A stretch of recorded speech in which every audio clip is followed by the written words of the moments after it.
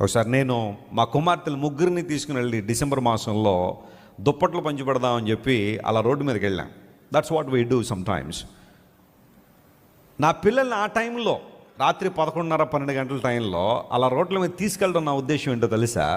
వాళ్ళు ఎంత దేవుని పొందుతున్నారో, ఎంత ఆశీర్వాదం కలిగిన వారో అర్థం చేసుకోవాలని ఆలోచన. కరెక్ట్గా వై జంక్షన్ దగ్గర, రాజమండ్రిలో వై జంక్షన్ ఉంది, అది దాటి కొంచెం ముందుకు వెళ్తే నందం గణరాజ్ సెంటర్ అని ఒకటి ఉంటుంది.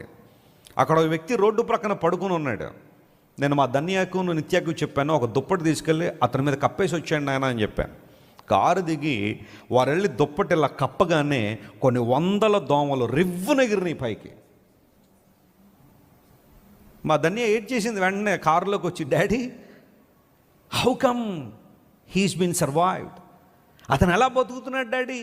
అతని దేహం అంటే ఎక్కడ కాళ్ళు లేక దోమలు దాడి చేసి కొడతానే ఉన్నాయి, వాటిని కొట్టుకునే శక్తి కూడా అతనికి లేదు, అలా పడుకుని ఉన్నాడు. ఒక్క దోమ మన గదిలో తిరిగితేనే విలవల్లాడిపోతాం కొన్నిసార్లు కదా, అది చంపేదాకా మనం నిద్రపోవటం. కొన్ని 100 దోమలు అలా కుడుతూ ఉంటే అలా పడుకుని ఉన్నాడు అంతే, కనీసం కప్పుకోవడం దుప్పట్టుకోవట్లేదు. డు యు నో, నీ ఆశీర్వాదం నీకు తెలుస్తుందా?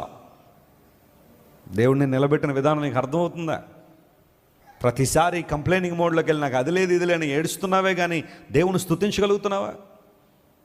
దేవుని ఆరాధించగలుగుతున్నావా?